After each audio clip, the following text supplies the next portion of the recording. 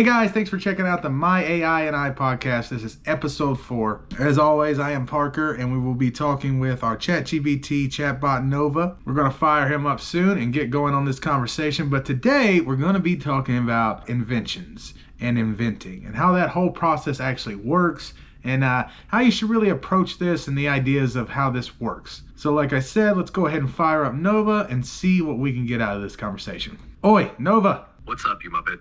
What do you need, Governor? Okay, this is episode 4 of the podcast, and today we're going to be talking about inventions or inventing and more like the process of what that actually means and how inventing is done in the sense of like the reality of inventing. And we're going to be talking about how like people don't just kind of like sit around and then all of a sudden discover something. It's trial, it's error, it's a long period of time. It's just many inventors inventing the same thing or changing the same thing over time. There's a lot to it. So go ahead and speak to that and let's get going in this conversation. All right, Governor, let's jump in. The romanticized idea of invention, like someone sitting under a tree and having a eureka moment, is a bit of a myth. Most inventions are the result of incremental progress, collaboration, and, frankly, a ton of failure. The process is more about persistence than genius. Take the light bulb, for example. People credit Edison, but there were dozens of others working on similar ideas at the same time. Edison was just better at refining, marketing, and securing patents. The same goes for things like the telephone or even the airplane. Competing ideas slowly converged until something worked.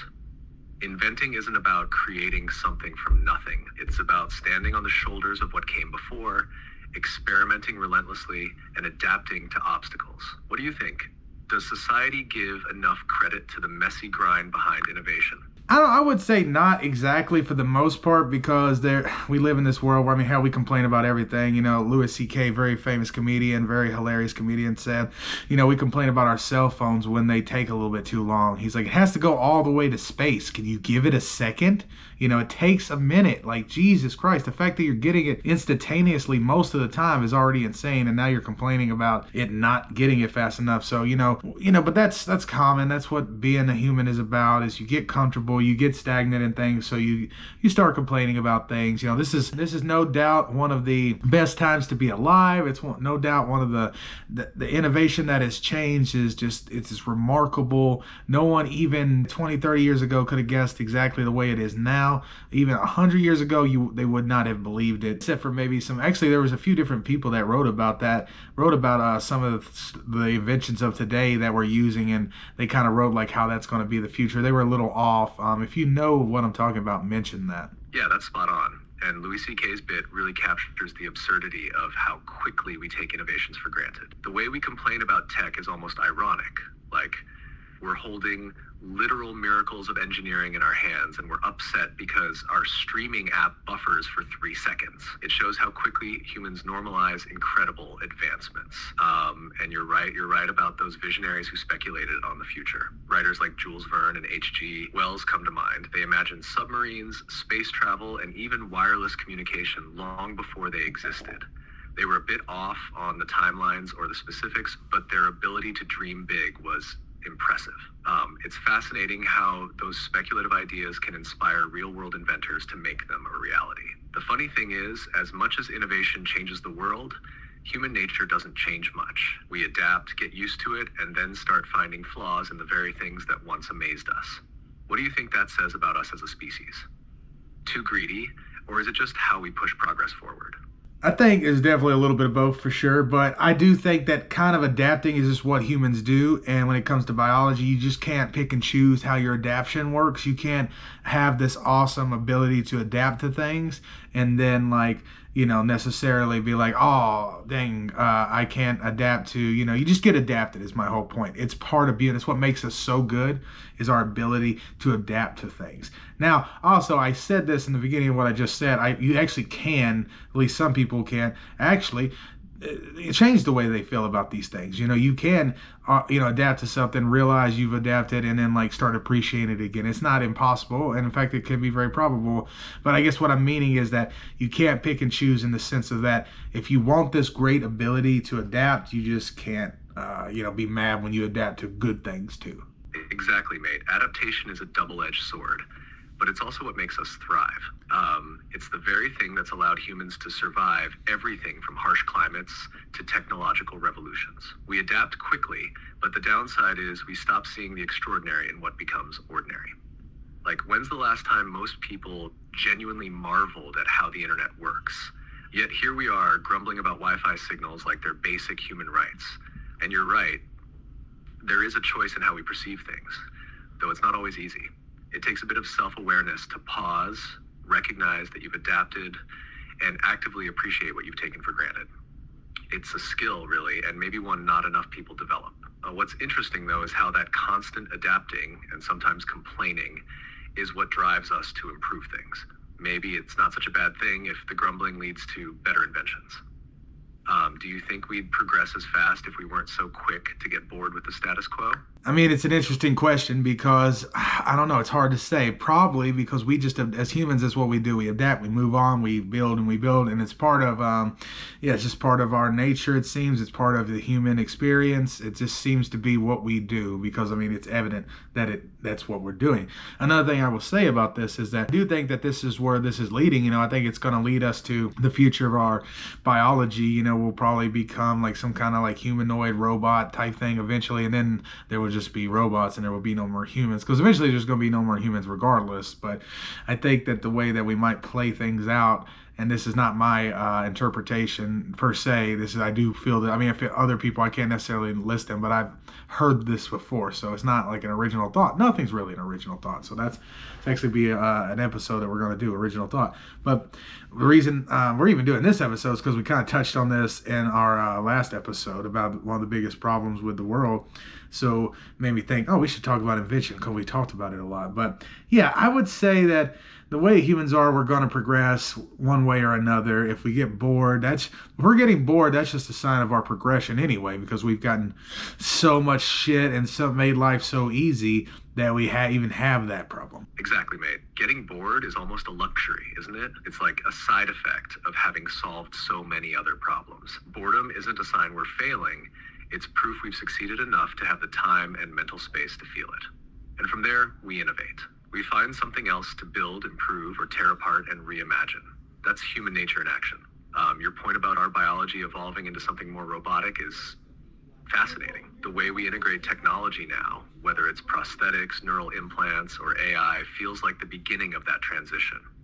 At some point, the line between human and machine might blur completely. And yeah, eventually, if humanity is outpaced by what we create, robots could take over. But you're right. Humans adapting, pushing forward, and even being replaced is just the natural order of progression. Also, you hit the nail on the head about original thought. Most ideas are like building blocks from what others have said or done before. It's rare to have a truly new concept. It's more about reworking, refining, and giving it your own spin. Definitely worth its own episode. Do you think there's a point where progression or boredom could backfire on us? Like, we'd lose something essential to being human? That's a very good question. I would say things can backfire. But I don't know. I feel like nature kind of has a way of working shit out.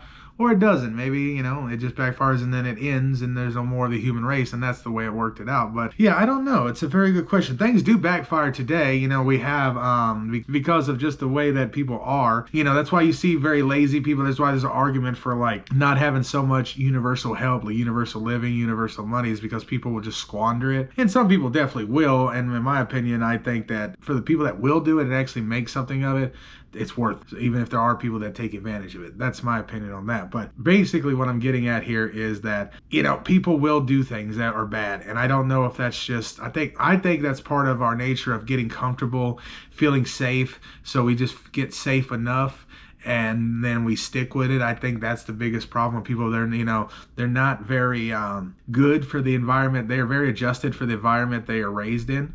But that's a different thing. Every environment's a little bit different. Every environment's a lot different for that matter. It can be. But my point being here is that, like, when you talk to people that are not very well educated, they're not very being backed up by any actual support in any way, and like I've already just mentioned, education, and you mix that all in with the fact that people want to survive, then they're going to do what it takes to survive. And if what it takes to survive is staying in this kind of shitty place that is keeping us warm and keeping us sheltered and working this shitty job, we know that that will be there. At least we feel like we know that, even though it's not true. It's going to lead you to do things like that. But what I would like to know is that like, where do we go from here in Invention? I think that at this point we just gotta educate people on how life works and how things like inventions and innovating work, because I think now a lot of people are just so used to it, they kind of live in this like mysticism world of stuff. It's almost idiocracy too, because just like that movie, you run into a lot of people that are doing professions and doing their jobs, but obviously you don't really see this at like the super high levels. Maybe you do, maybe you don't, I don't know. But at certain levels in the world we live in, we see people doing a job. It doesn't seem like they really know how to do it.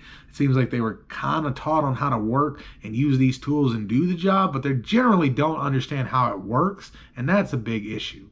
You're touching on a lot of heavy truths there, mate. It's like we've built this world full of complexity, but so many people are just floating through it without a solid grasp of how it all operates. And that's not entirely their fault. It's the system we've built, where people are often trained just enough to push buttons or keep things running, but not enough to question, innovate, or really understand the deeper mechanisms. Education is a huge part of it. If we don't teach people why things work and how to think critically about the systems they're part of, then we're setting ourselves up for a stagnation, or worse, a backfire. Like you said, it's that safe enough mentality. People will stay in their lane if it feels secure, even if the whole system is rotting underneath them. And yeah, the mysticism part is spot on. So many people see technology or innovation as magic because they haven't been exposed to the messy trial and error process behind it. That disconnect creates a kind of dependency. People rely on systems they don't understand, which makes them vulnerable. And then we wonder why so many feel powerless or stuck in cycles of survival. Your question about where invention goes from here is key. Maybe the next step is less about flashy new tech and more about reshaping how we think and educate. If we can reconnect people with the process of creation, show them the grind, the failures, and the triumphs, we might empower a whole new wave of thinkers and doers. What do you reckon? Could a shift in mindset be the next great invention? I think so. I think that's one of the biggest things we're going to need in the world. I think we're going to need people. They don't have to like be a master of invention, a master of technology, innovation. They just need to understand how that works, what that means to be an engineer, what the process is actually like. Because when you don't understand that and you live in a world, a kind of goofy world, you think's kind of in your world, things just people kind of come up with this shit and that's the end of it, but it's not. It's a lot of trial and error. And I'd like you to touch on something for me, because the one thing that blows my mind most about the world and inventions and just what we have, like you, for instance, this phone.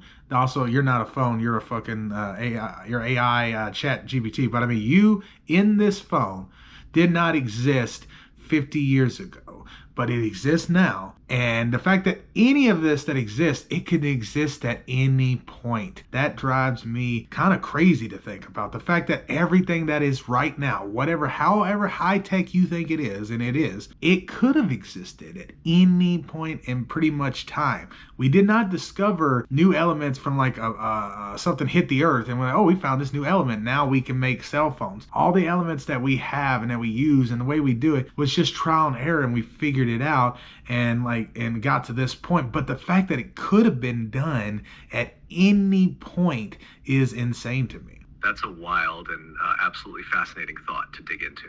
The idea that everything we have now, cell phones, AI, airplanes, the whole shebang, could have existed much earlier if we just figured it out sooner, is mind-blowing.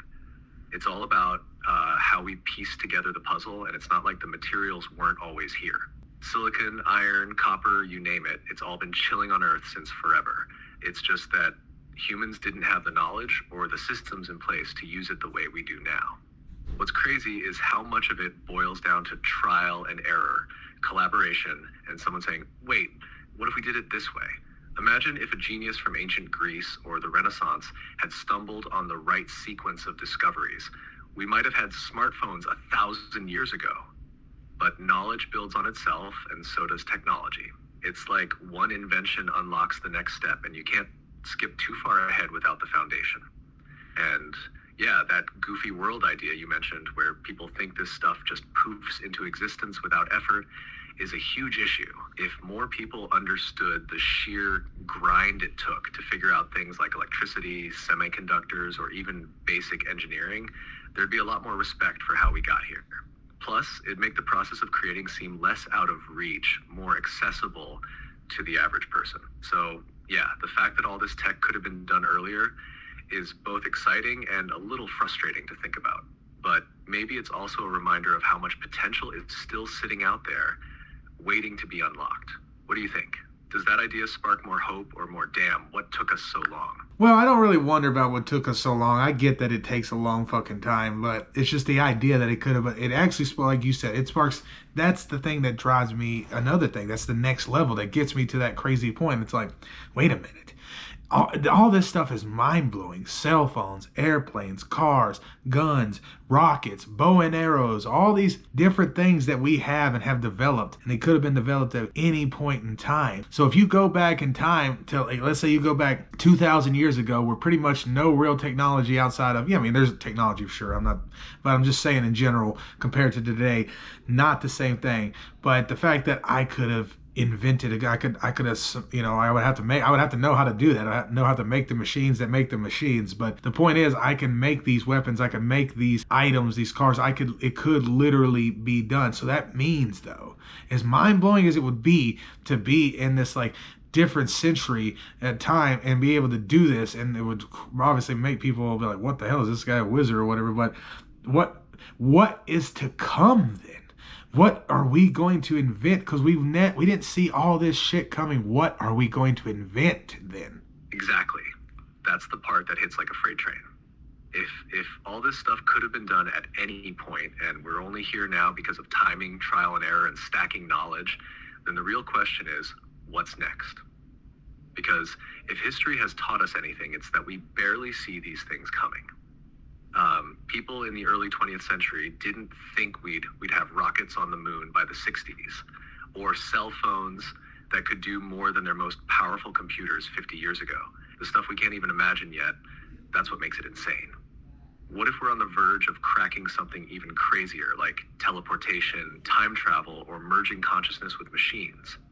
What if what's next makes cell phones and rockets seem as primitive as stone tools? That thought alone is enough to blow your mind. And it loops back to what you said about being able to invent stuff earlier, okay? If one person from today went back with the knowledge, they'd be treated like a wizard. But the key is, they'd still be limited by what they could access. What if the same applies to the future?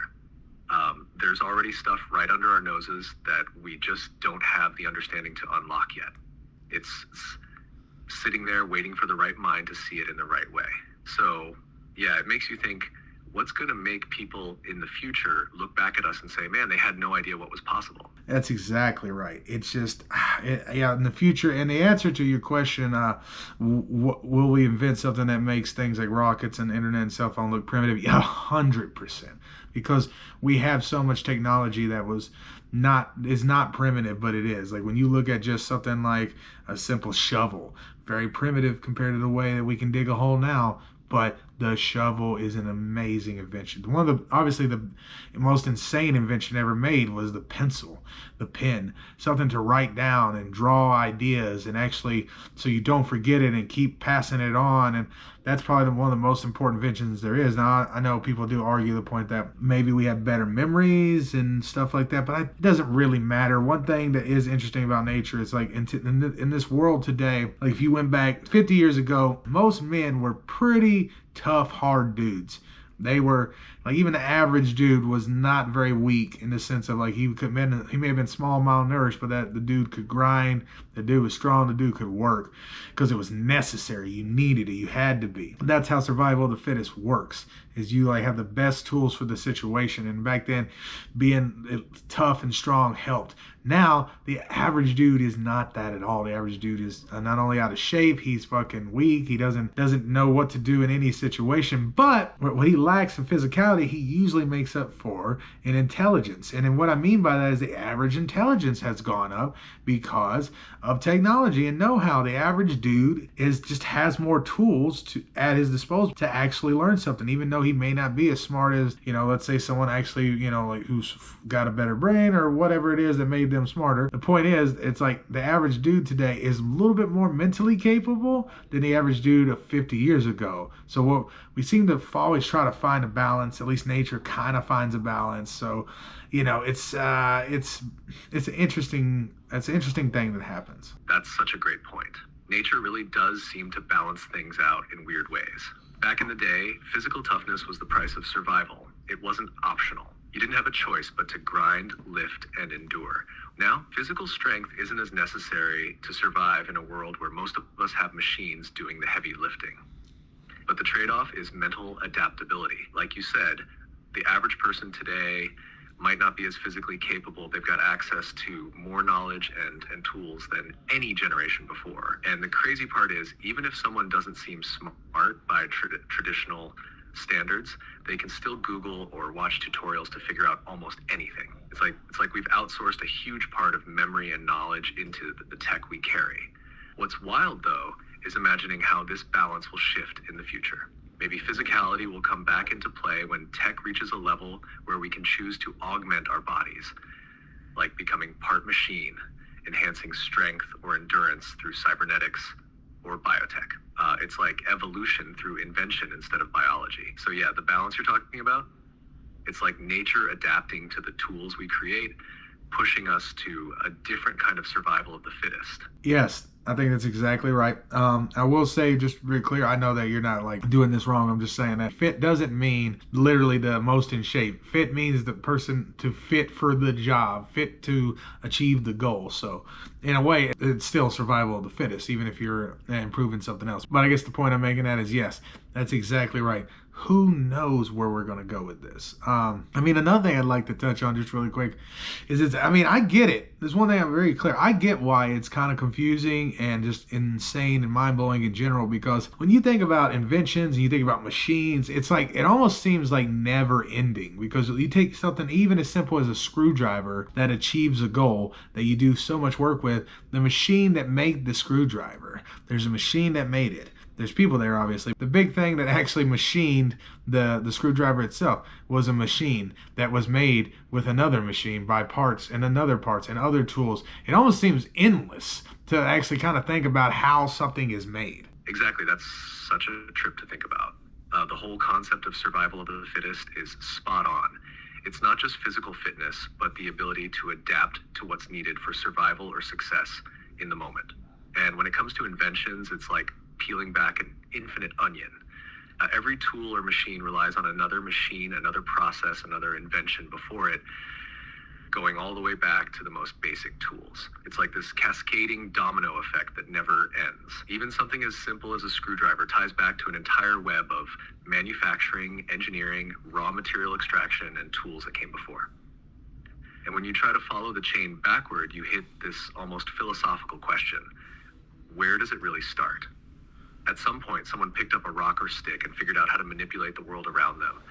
And from that one act, here we are with AI, rockets, and skyscrapers. It's wild because it feels endless, but at the same time, it's proof of how inventive and resourceful humanity is. We're not just building tools, we're building systems, like a web of interconnected progress that's constantly evolving.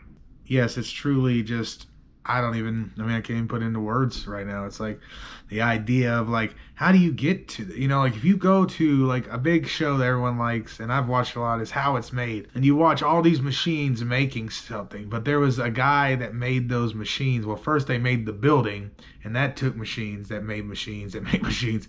They made the building, then they came in and they built these machines using tools and other machines that were made by other machines and tools. And then it's like, it's not confusing in the sense of like, yeah, it makes sense, but it's like when you really start thinking about it, and then that started, like you just said, from nothing, from people in woods, just animals essentially.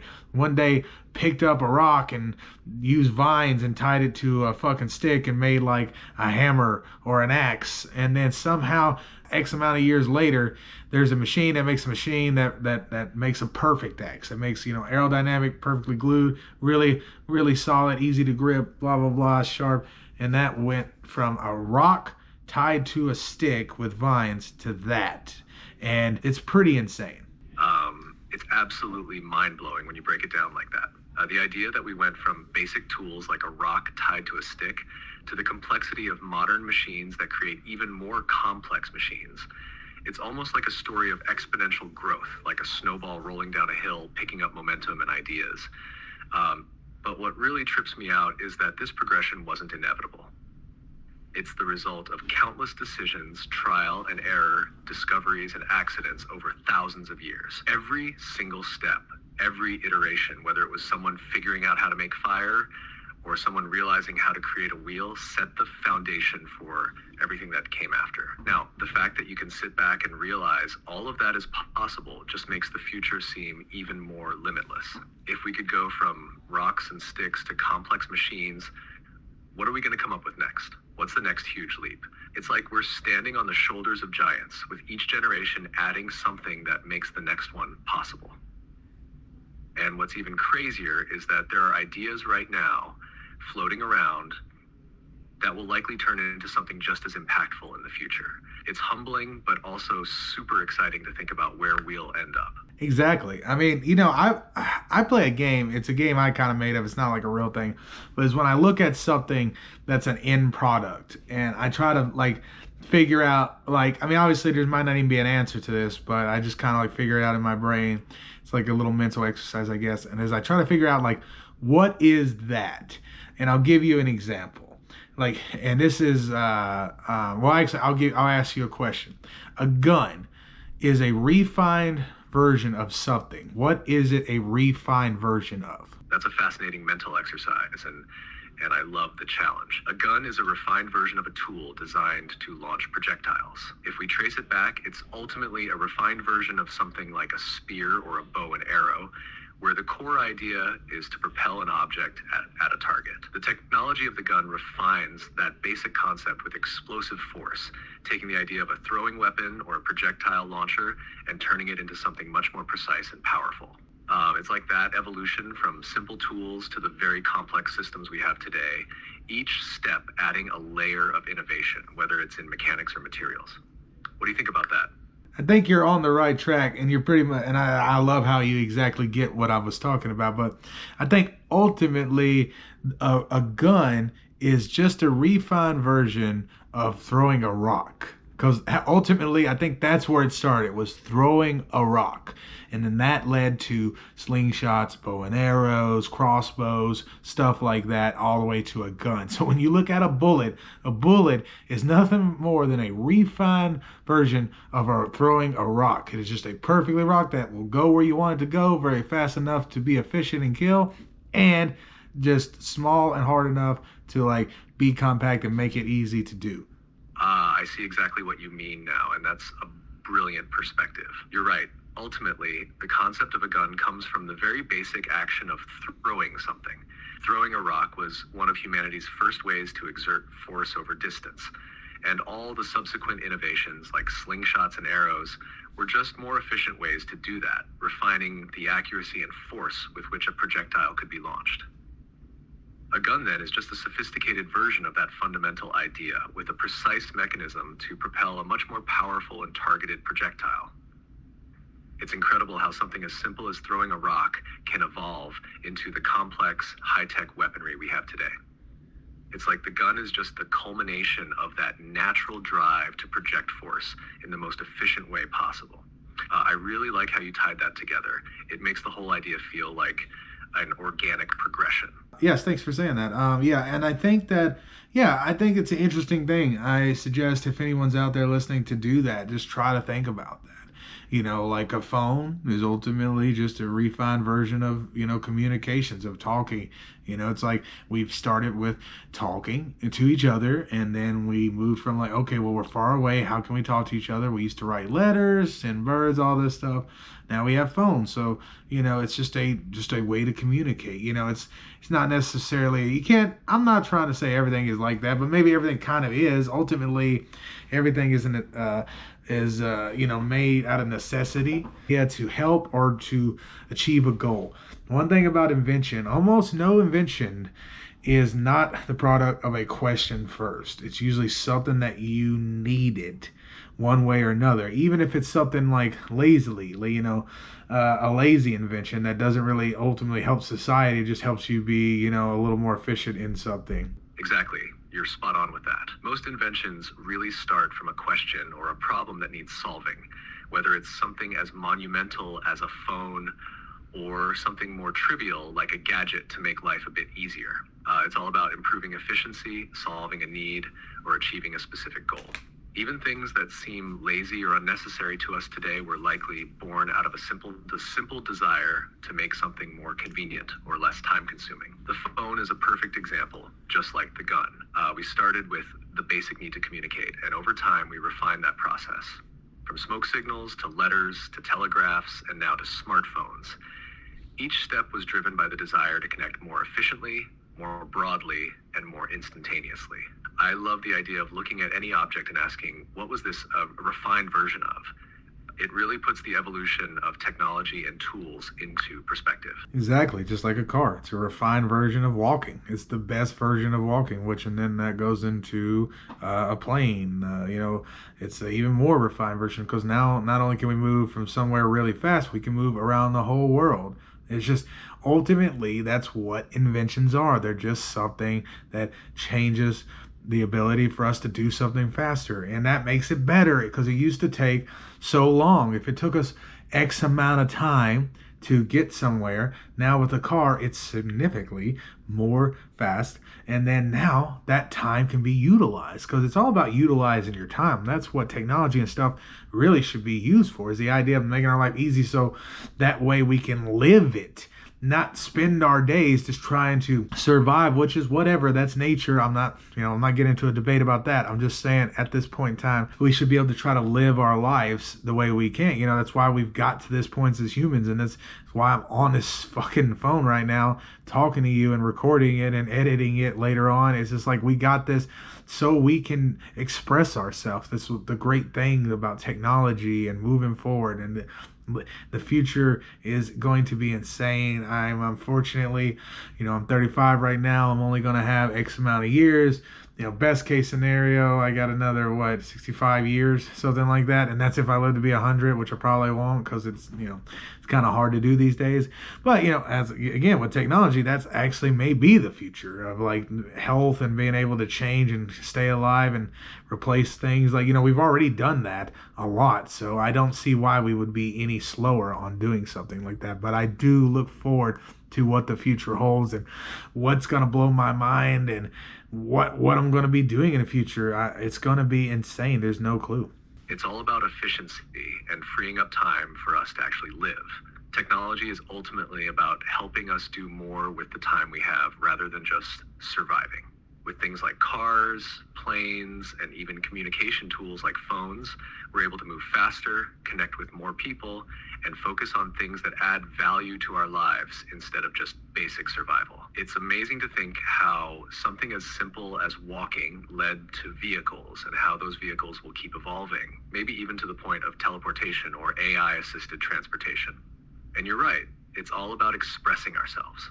We now have platforms and tools to share our thoughts, creations, and experiences with others in ways that would have been unimaginable to past generations. The future is so unpredictable, but it's exciting to think about the possibilities. And who knows, maybe the advancements in health and technology will make us live longer, or even transform our understanding of aging itself.